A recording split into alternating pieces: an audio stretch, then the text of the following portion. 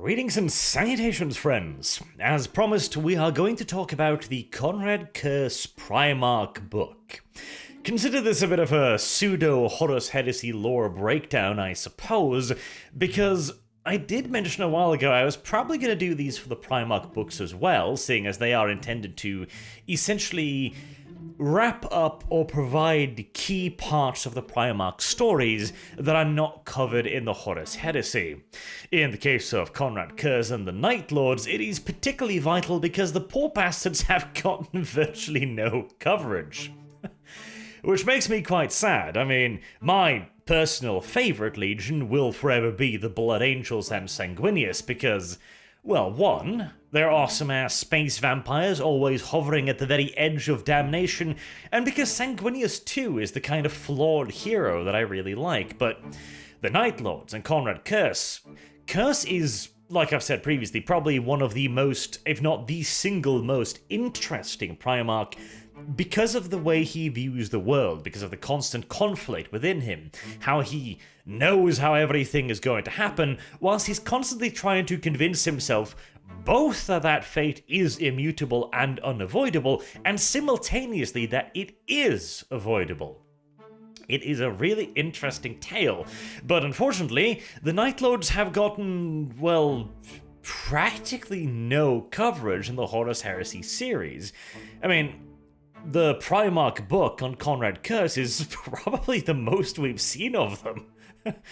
Which is kind of tragic because there are a lot of quite interesting characters in the Night Lord's legions. Sevatar, for example, he embodies Konrad Curze's philosophy, you know? He genuinely loves Konrad. He views him as the savior of Nostramo, as the man who leads them on the correct path. And even when Konrad was like, "Oh, I'm going to blow up Nostramo," Sevatar never batted an eyelash because it was entirely within his idea of justice, within Konrad Curze's teachings. Even though Sevatar may personally have wanted to be dissuaded from the idea, he knew that it was entirely consistent with the idea of Night Lord's justice. But no use in crying over spilled milk, I suppose. We are unlikely to be getting much in the way of Night Lord's coverage, sadly. Maybe in the future, maybe there'll be like a mini Horus Heresy series. I mean, I certainly would not discount the possibility, considering how ludicrously popular and successful the Horus Heresy has become. You know, the occasional spin-off in the future that focuses more on the Night Lords or the Iron Hands, who have been shafted almost as hard as the Night Lords.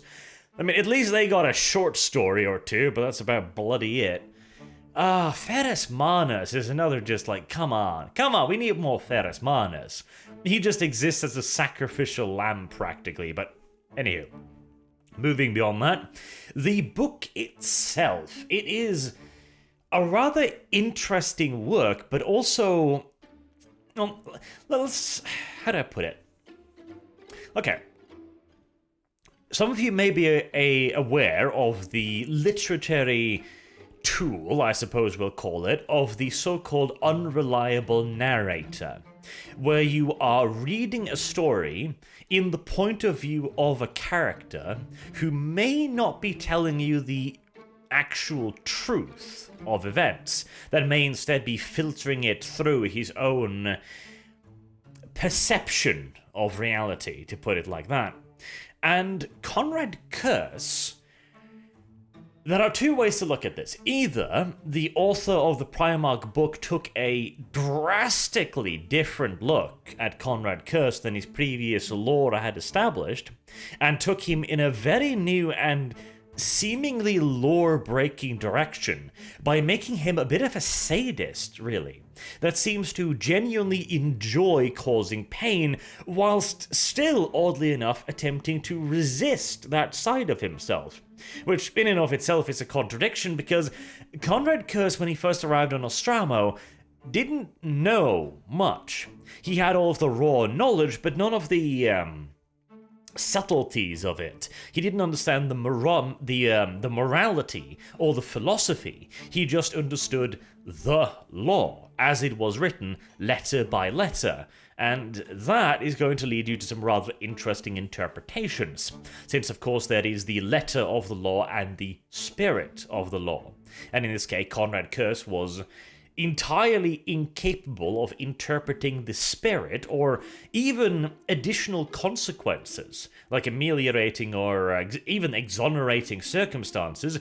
He didn't care, because a crime was a crime, and therefore, by definition, crimes were bad.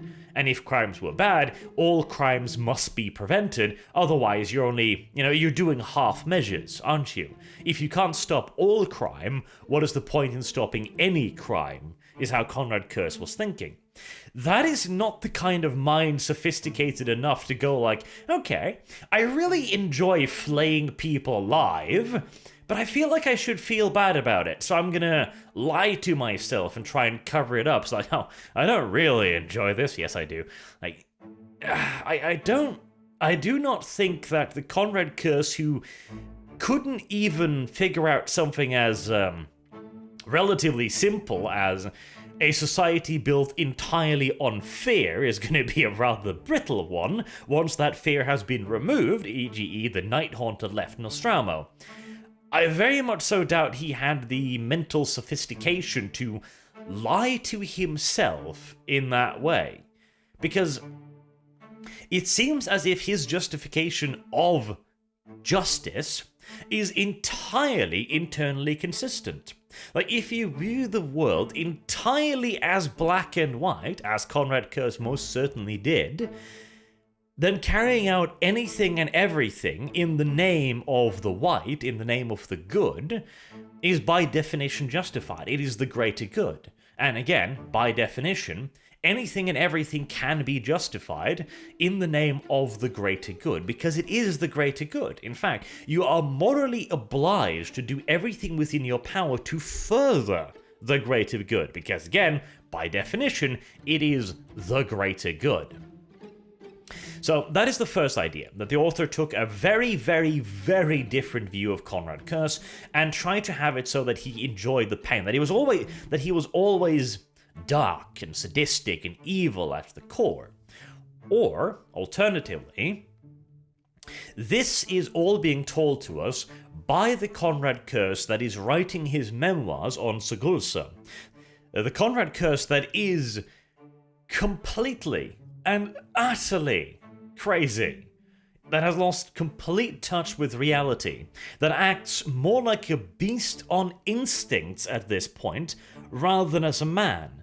A creature, practically, that is torn between his alter egos of Konrad Curze and the Night Haunter. He does not sound like an overly reliable source, does he? When he is writing his memoirs, and he is writing them in such a way as to exonerate himself. The entire idea of his conversation with the meat statue of the emperor is to justify his actions, to blame the emperor. He is attempting to explain his past in such a way as to absolve himself of sin and place it on how he was created, ergo, the emperor's fault. And whilst he delves through his memories, at the end of every memory, there's like a little bit of an inclination that Curze is trying to be like, aha, I told you so, whilst also doubting him like, wait, there are some uncomfortable facts here that I do not want to face. Him chasing down that young boy, for example, when he was viewed or shown the futures of him recruiting the kid and being stabbed by the kid, is the perfect example. Because in retrospect, when he tells that story to the flesh puppet, he remembers that the dagger was too far away.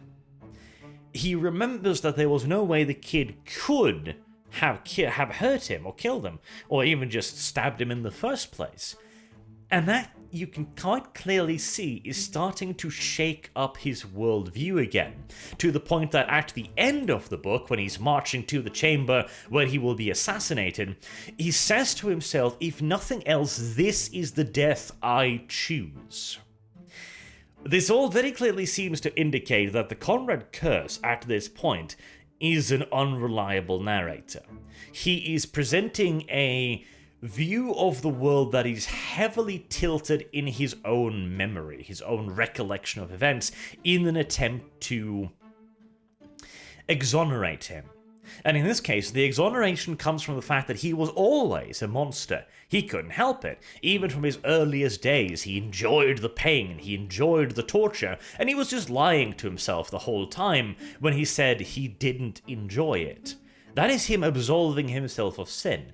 It is going, okay, I was a monster, I was created by the Emperor, ergo, all of my actions were not my own, they were the actions of the monster, the Night Haunter, and therefore, I, Konrad Curze, cannot be held responsible for these.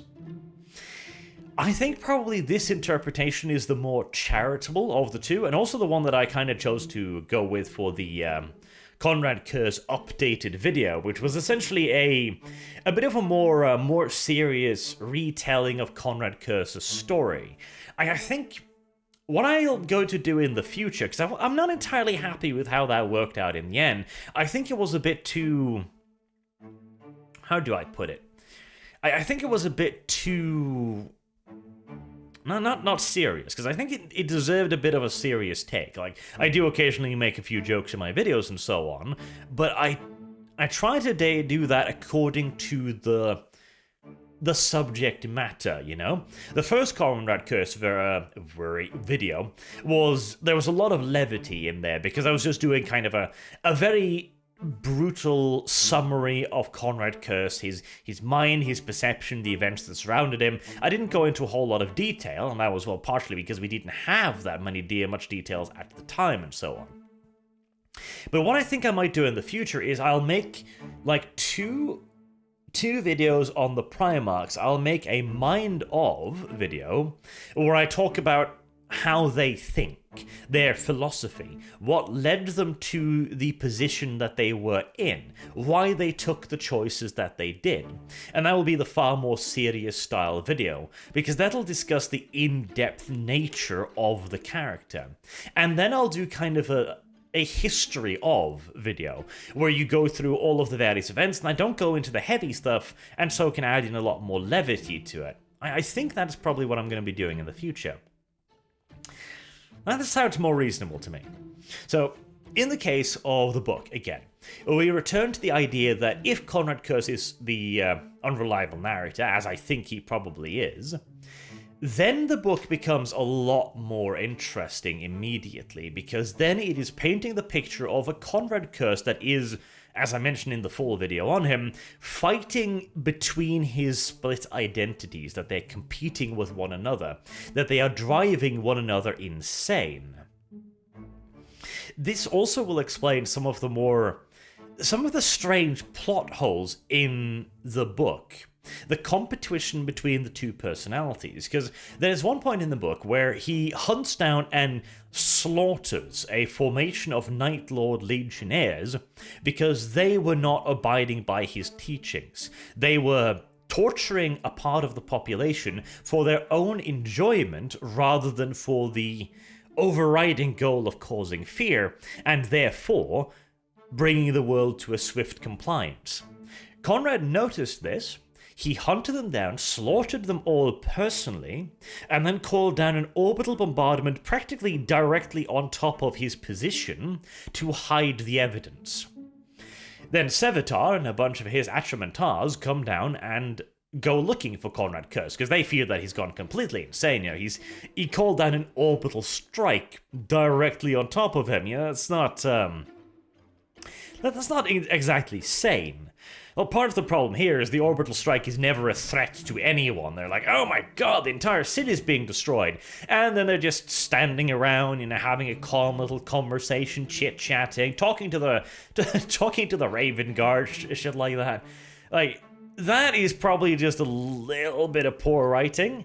It would perhaps make a lot more sense if they were talking about how they were ordered to initiate a bombardment in, 10 minutes or etc., and Curze had never returned. Okay, that could explain a little bit of the levity of it, I suppose. But they find Konrad Curze surrounded by the corpse of the Night Haunters, and Sevatar and his guys are, of course, horrified by this. Like, Jesus, Konrad, what have you done? You've slaughtered your own sons.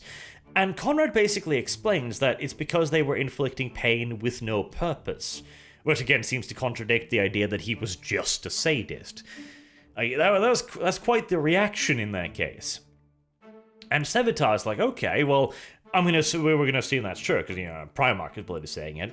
That's horrible. We're gonna redouble our efforts, we're gonna go through the recruitment process, we're gonna heighten our standards. This cannot be allowed to happen again, because it's completely outside of Konrad Curze's teachings. And Curze is just like, oh, don't worry about that. It's too late now. The rot has already set in. As if he's just given up on this completely, as if this was something he foresaw in the future, and he's utterly resigned too. But the thing is, in the next chapter, he himself is launching a full-scale investigation into his legion. He compiles a massive amount of evidence about what has happened, about the recruitment procedures, about the corruption. He is delving deep down into finding actual legitimate evidence on the people that are at fault here. He has built, at the end, it is suggested, basically a waterproof fucking case for why his legion is being corrupted from the inside out. Who is doing it? Why they're doing it? Where the problem is. That is so contradictory to the Curze who was like, oh, it's too late. Why the hell would he bother doing this? Unless, of course, it was the Night Haunter who had already resigned himself to his fate long ago, who was like, it's fine. This was inevitable. And then there's Konrad Curze, who is horrified at this and will do everything in his power to change it. Then, of course, there's it's a really strange decision that, there are all of the Night Lords like, Jesus, you've built quite the case here. If you present this to Dawn and Fulgrim, this will convince them. This might make them endorse the exterminators of Nostramo. And again, Curze is like, it'll take too long. What? Why? Why will it take too long? As you yourself said, Konrad, the rot has already set in? Okay. Well, in that case, time is not an issue. And it's not like the criminals are gonna escape. Where's Nostramo gonna go? Planet isn't gonna disappear, and there is no indication that any of the people under suspicion know that they are under suspicion, or that they are at the verge of being discovered. There's no suggestion that they're fleeing Nostramo en masse or trying to cover up their tracks, because the investigation has already been carried out. It seems... And this is while he is on the way to meet Fulgrim and Dawn in the first place, and his idea is, okay, I'm going to try and convince them of the future I have seen. I'm going to try and convince them of the legitimacy of my viewpoint, my visions, my precognitive visions. And it looks like he has a fucking amazing case. Precogs are not unknown in the Imperium at this time. Rogel, Dawn, and Fulgrim would know that, this is a thing that can happen. And when one of their Primarch brothers goes like, okay, I have visions of the future. These are my visions. I have seen my legion getting corrupted. I have killed my sons because they have taken my teachings in the wrong direction. They've hurt people just for the sake of hurting them. And I'm sure that'll probably trigger the shit out of Dawn, who's like, I don't like this. This is barbaric. Fulgrim, honestly, he'd probably dislike it on an artistic level. But the Fulgrim that was back then would almost undoubtedly have sympathized with his brother's plight. I don't think either of them would have just outright condemned him. And even if they did, you have Rogal Dorn, the ultimate pragmatic, and Konrad Curze with a literal mountain of watertight evidence that he can prove this is what is happening to my legion. These are the causes, and Nostramo is at the heart of it. What would Dawn... I'm just trying to figure out how...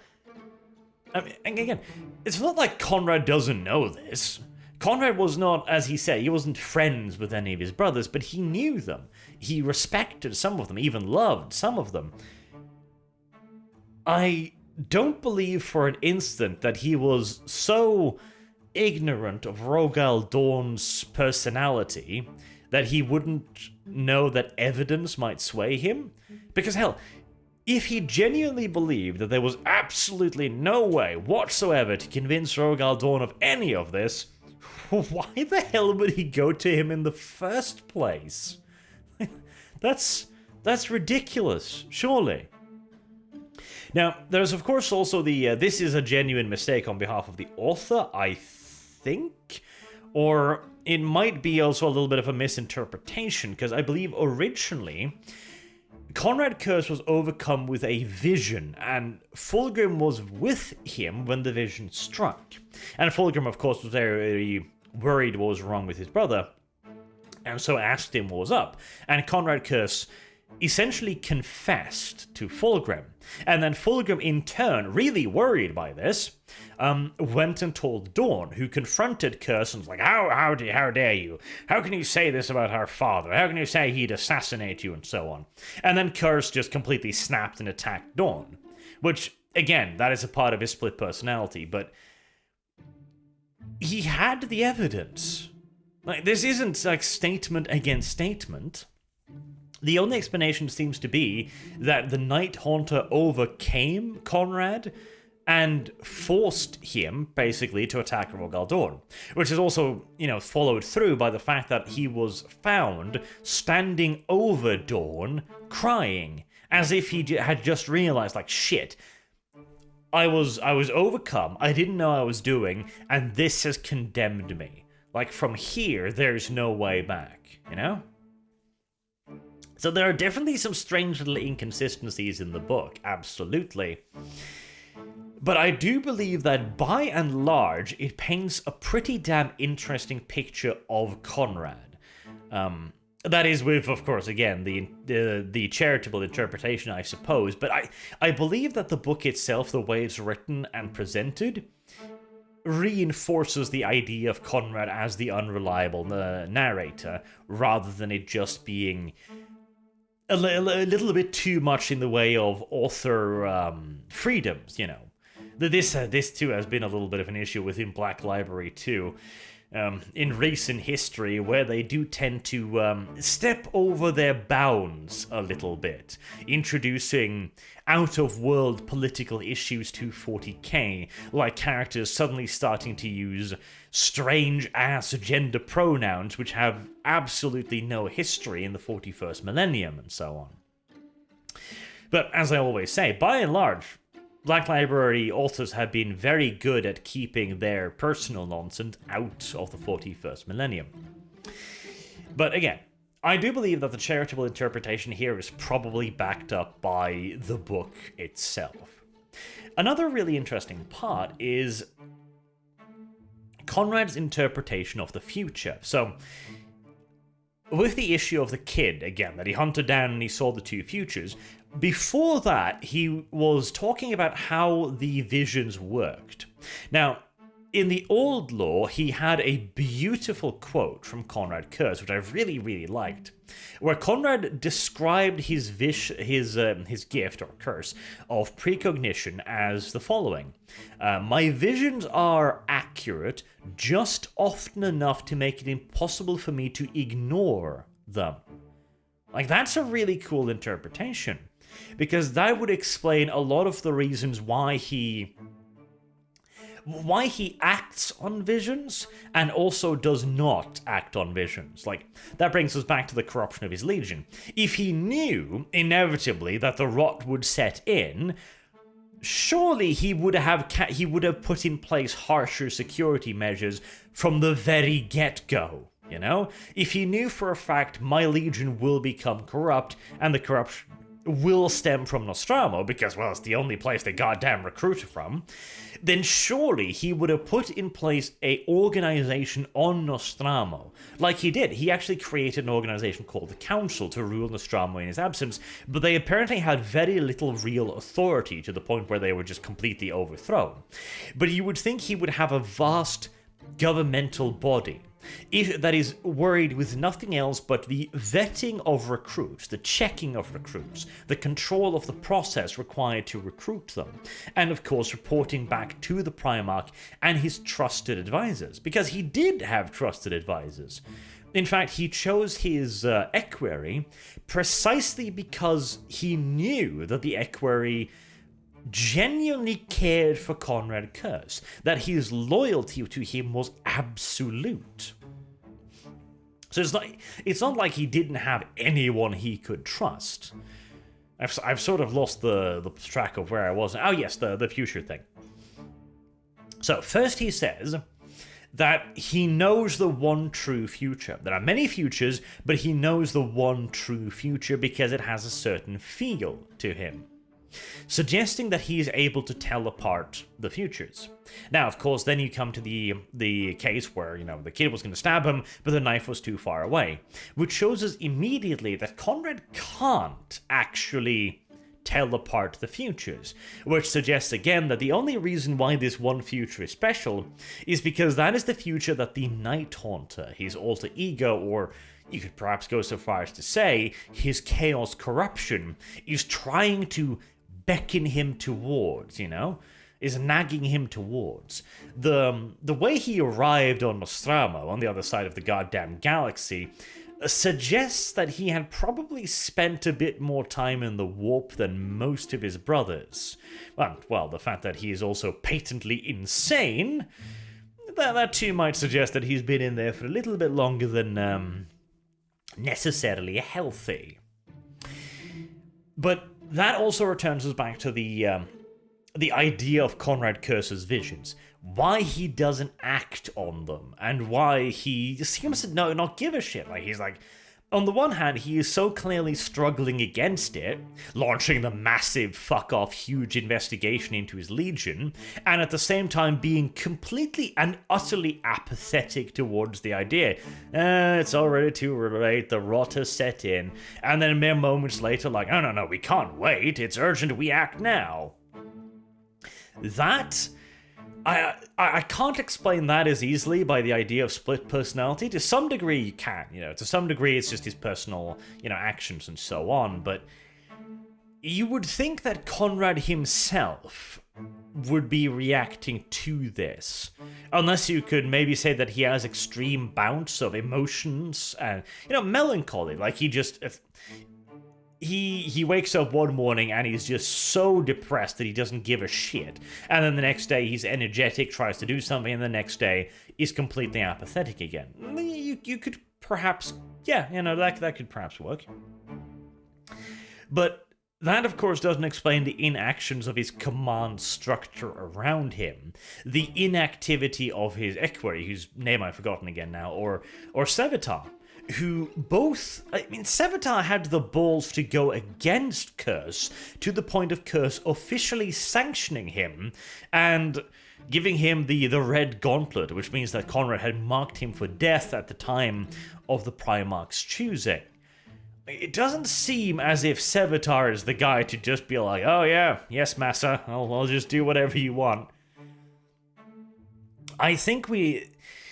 This is why I think the Night Lords deserved a lot more coverage than what they've received. Like, a real deep dive into the nature of the Night Lords Legion would be really interesting. The brief glance we did get, where the Night Lords were holding council, and a bunch of the Lords of the Night Lords Legions were gathered, and there was no organization. There was no order. There was no structure whatsoever. The various lords were... They were like childish insults being thrown back and forth. One of the lords were like, okay, the rot's not in my company, I keep a high standard.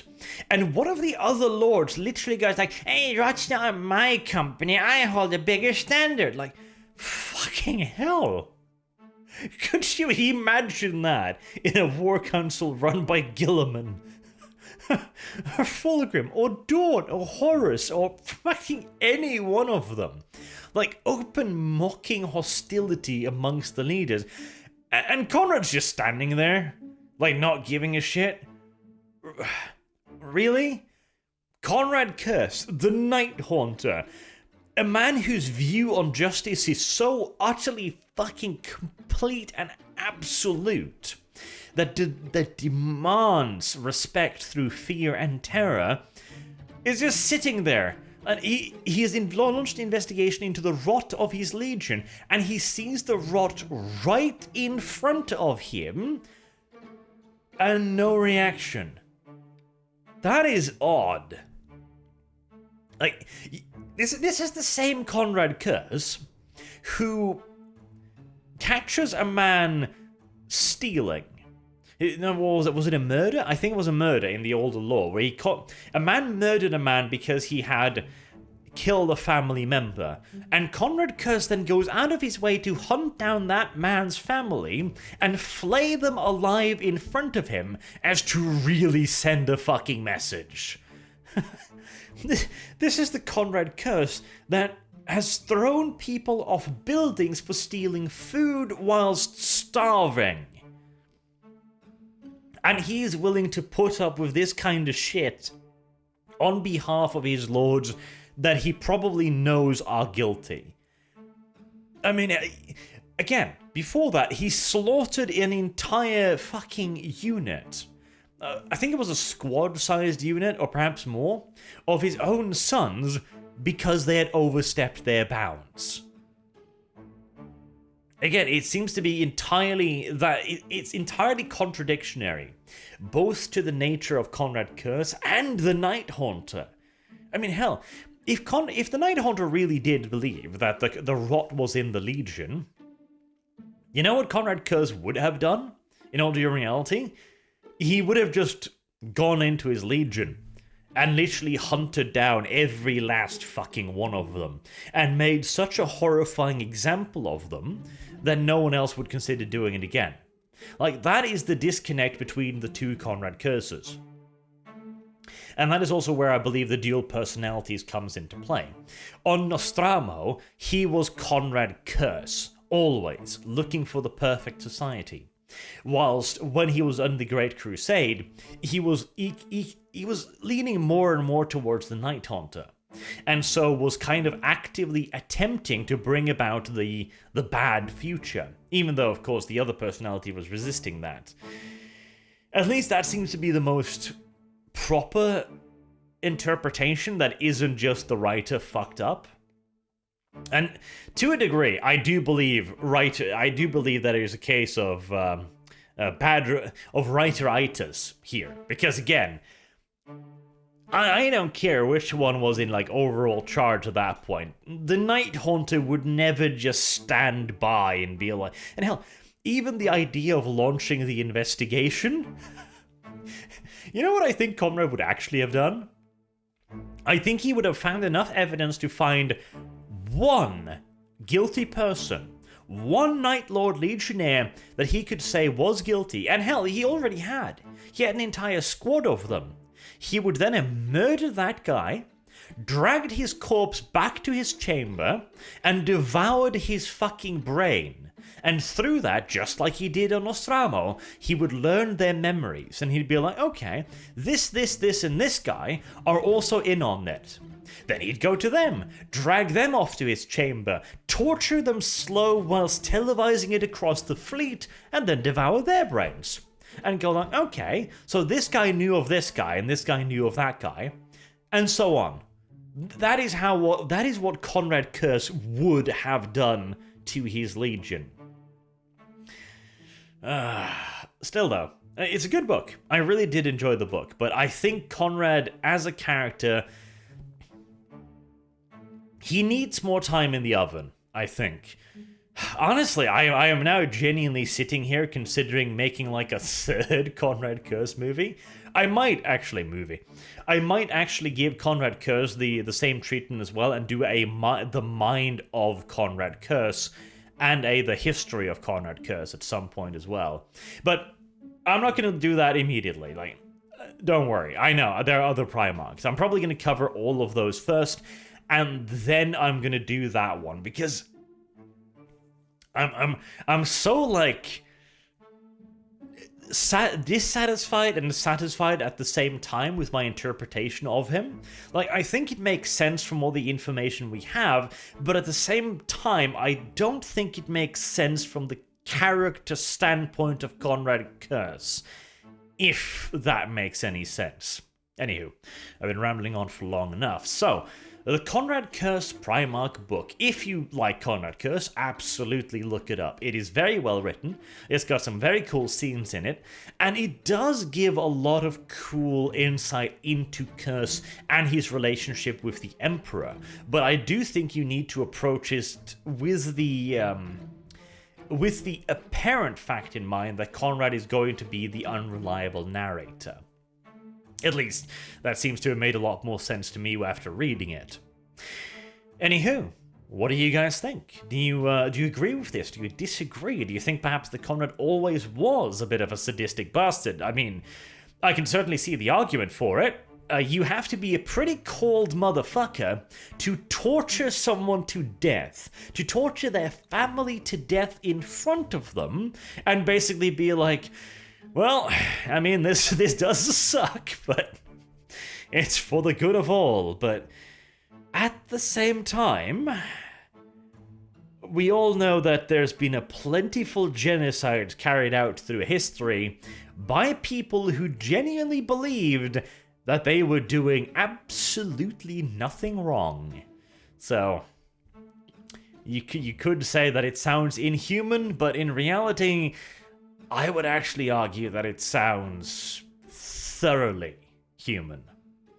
Until next time, I've been Arch. Thank you all very much for listening, and I hope to see you all again soon. There will not be any lore breakdown this week. I'm going to take the Christmas off, and I'll be taking a little 2-week vacation there, and we'll be returning with Horus Heresy lore breakdown then, once that is done, and we'll resume, of course, the usually scheduled broadcasting. Have a good day.